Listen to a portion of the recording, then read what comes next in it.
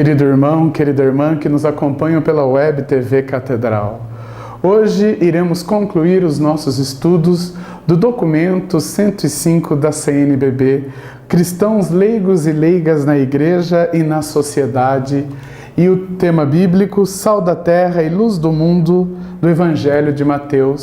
Nos programas anteriores, vimos os capítulos, depois capítulo por capítulo, e vimos que tanto no capítulo 1, 2 e 3, o leigo no documento é chamado de sujeito eclesial. Sujeito eclesial, aquele que age, aquele que é chamado a transformar na igreja a ação transformadora, na família, a estar inserido.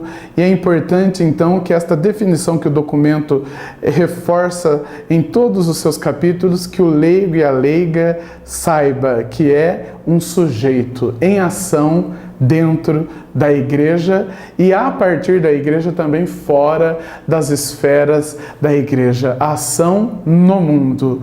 E o documento termina com uma bela conclusão, aonde os bispos nos colocam o versículo da carta de São Pedro. Vamos acompanhar a leitura aqui pela palavra de Deus.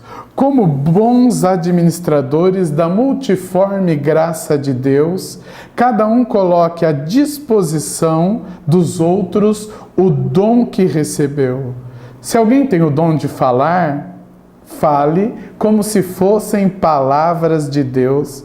Se alguém tem o dom do serviço, exerça-o com capacidade proporcionada por Deus, a fim de que, em todas as coisas, Deus seja glorificado por Jesus Cristo, a quem pertencem a glória e o poder pelos séculos dos séculos. Amém.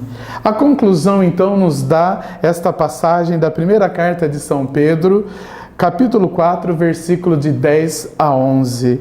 Nós devemos servir, não devemos negar a nossa vocação. E vai nos seus números.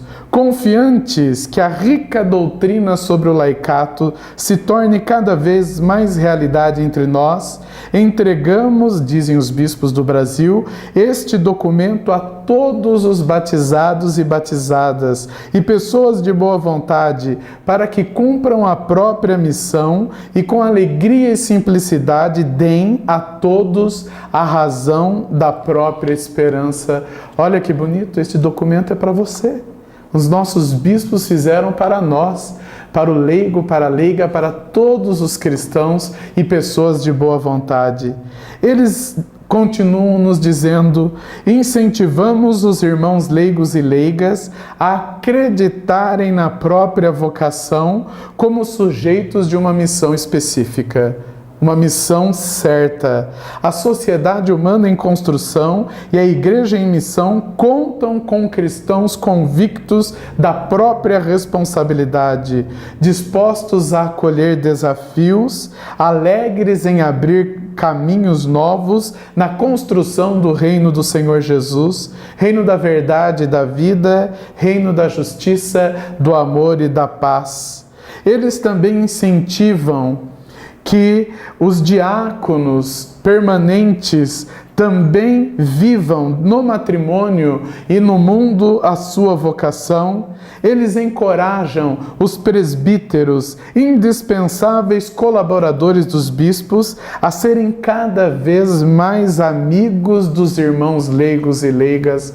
Olha aí, meu irmão presbítero, o que os bispos nos pedem no número 282 do documento 105. Na conclusão, repetirei para que nós, presbíteros, padres, saibamos, encorajamos os irmãos presbíteros, indispensáveis colaboradores dos bispos, a serem cada vez mais amigos dos irmãos leigos e leigas. Visitem as famílias, reconheçam o bem que nelas é guardado, distribuam responsabilidades, confiem na competência e na experiência de quem conhece e vive do seu trabalho profissional, incentivem-nos a atuarem na sociedade e os acompanhem.